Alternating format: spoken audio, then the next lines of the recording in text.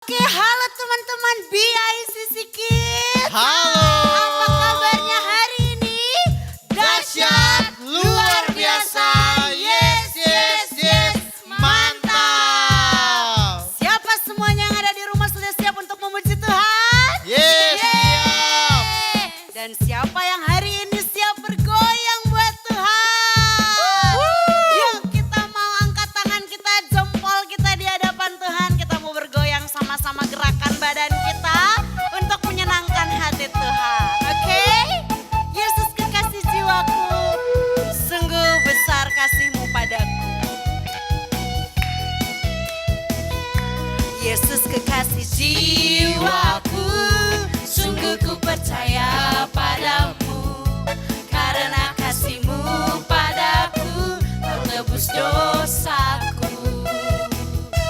Dari terbitnya matahari dan sampai terbenamnya, ku angkat lagu pujian, tinggikan nama-Mu. Dengan gendang, ku puji dengan kecapi. Oh, ku bernyanyi, haleluya Yesus kekasihku. Oke, jiwaku, sungguh ku percaya padamu. Karena kasih-Mu padaku, Kau tebus dosaku. Dari terbitnya matahari dan sampai terbenamnya, ku angkat lagu pujian, tinggikan nama-Mu. Dengan gendang, ku puji dengan kecapi. Oh, ku bernyanyi, haleluya Yesus kekasihku. Dengan gendang, ku puji dengan kecapi. Oh, ku bernyanyi, haleluya Yesus kekasihku.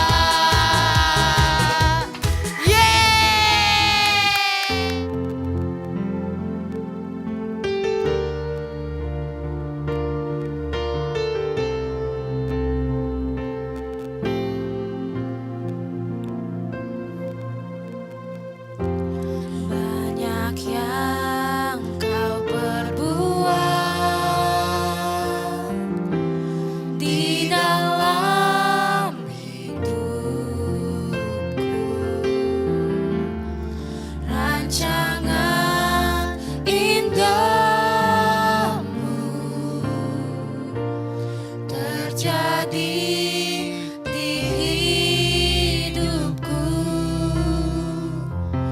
Bapa yang mengerti segala yang ku perlu. Kasih-Mu sempurna, nyata dalam hidupku. Ku bersyukur Bapa, ku bersyukur Tuhan, buat kasih setia-Mu di dalam hidupku. Ku bersyukur,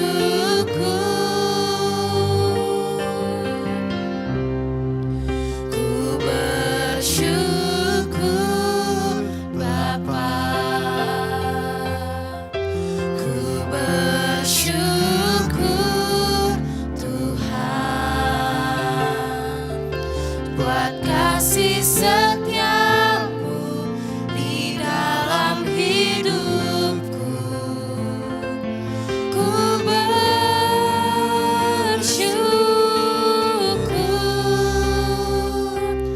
Tuhan. Kita ulangi dengan sungguh-sungguh ya hati-hati.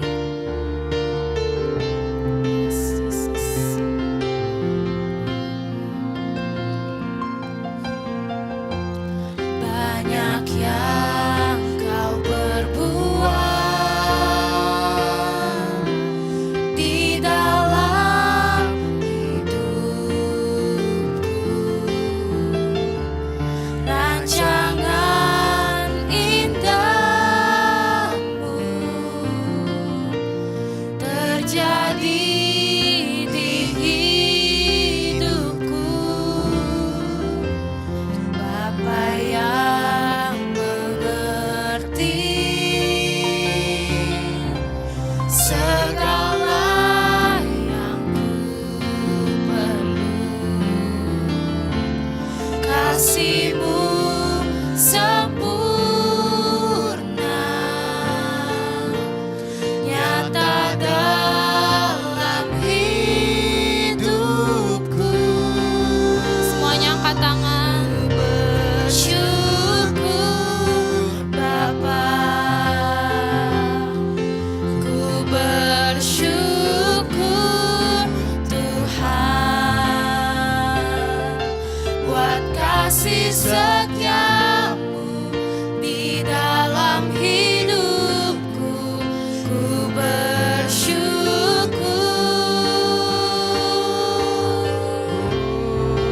ku bersyukur Bapa, ku bersyukur Tuhan, buat kasih setia-Mu di dalam hidupku. Ku bersyukur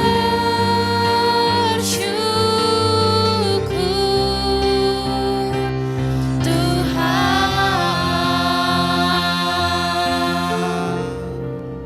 ku bersyukur Bapa, ku bersyukur Tuhan,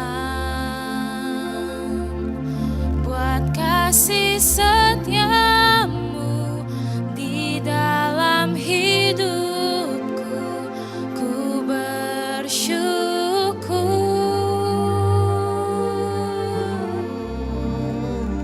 ku bersyukur Bapa, ku bersyukur Tuhan, buat kasih setia-Mu di dalam hidupku.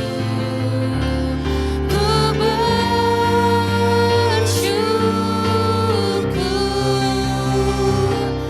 Tuhan.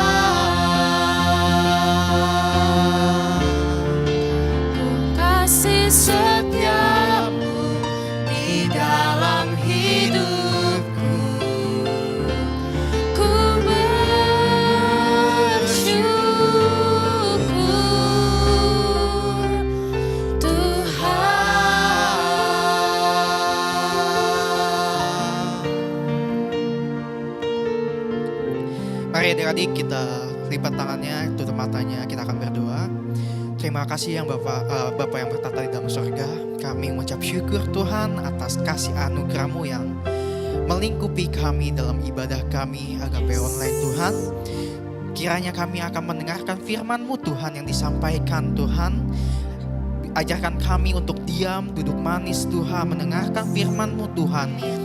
Firman kebenaran akan disampaikan dalam hati kami ya Tuhan. Biarkan kami bisa melakukannya Tuhan, apa yang diperintahkan oleh Tuhan. Biar kami menjadi dampak, menjadi anak-anak yang terang dunia, menjadi garam ya Tuhan. Amin. Biar kami dapat melakukannya untuk menyenangkan hati Tuhan. Biarkan kami mendengar firman-Mu Tuhan. Kau berkati kami ya Tuhan, pimpin kami pertengahan hingga awal dan sampai akhir ya Tuhan. Kami ucap syukur Tuhan atas berkat-berkat Tuhan yang berikan kepada kami ya Tuhan. Haleluya. Amin. Halo, shalom adik-adik. Senang sekali Kalisa bisa berjumpa dengan kalian lagi. Gak terasa ya adik-adik, kita sudah memasuki hari ke-9 di tahun 2022. Wah, cepat sekali ya.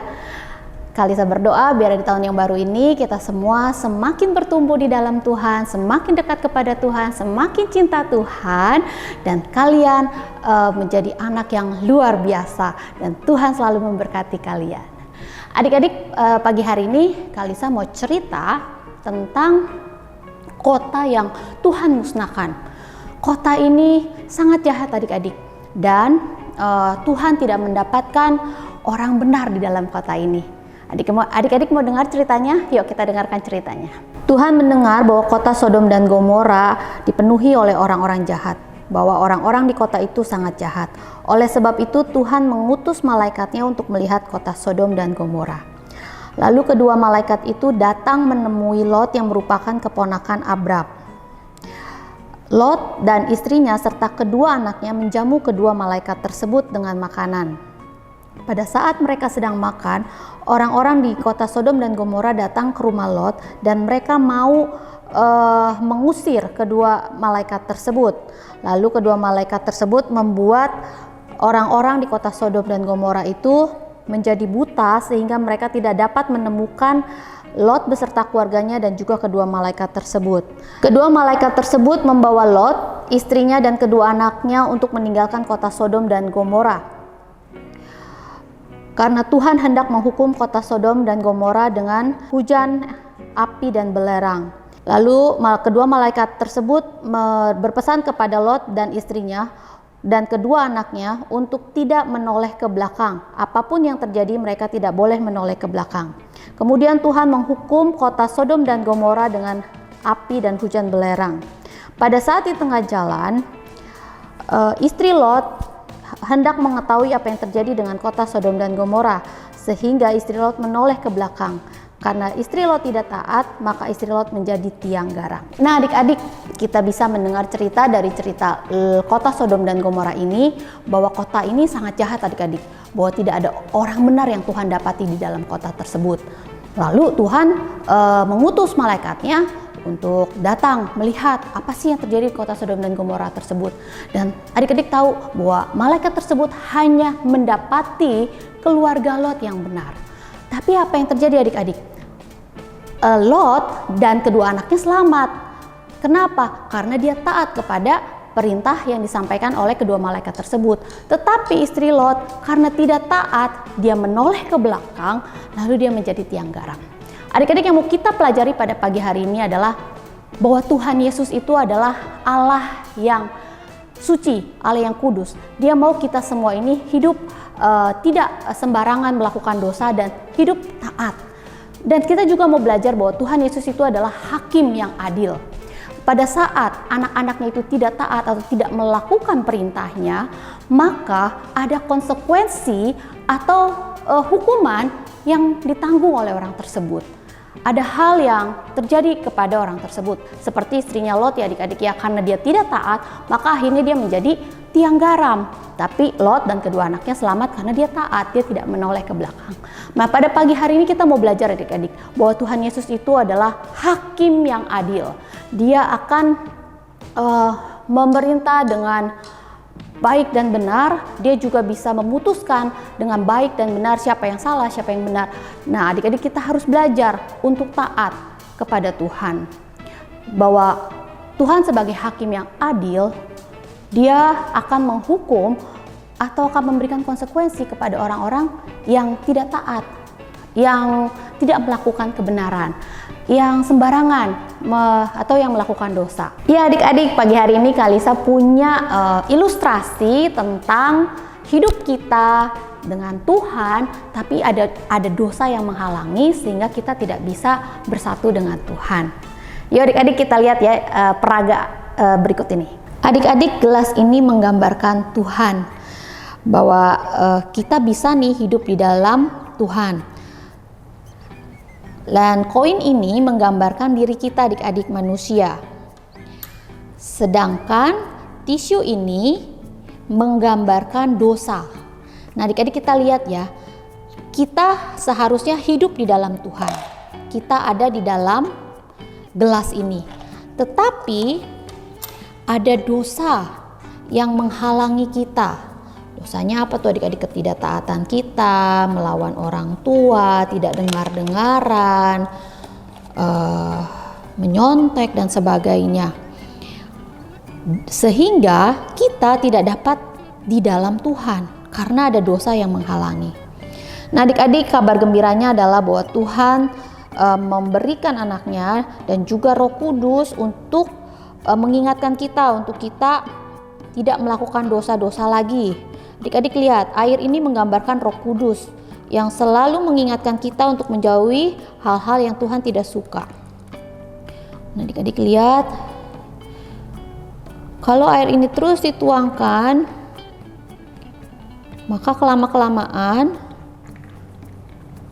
tisu ini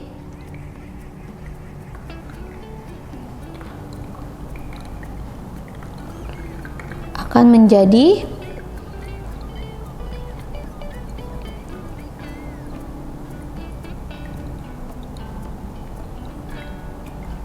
hilang adik-adik, sehingga kita dapat bersatu kembali di dalam Tuhan.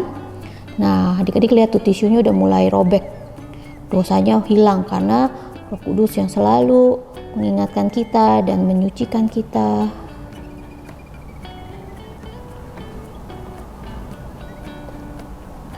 Tisunya sudah mulai bolong dan sehingga koinnya bisa masuk ke dalam gelas.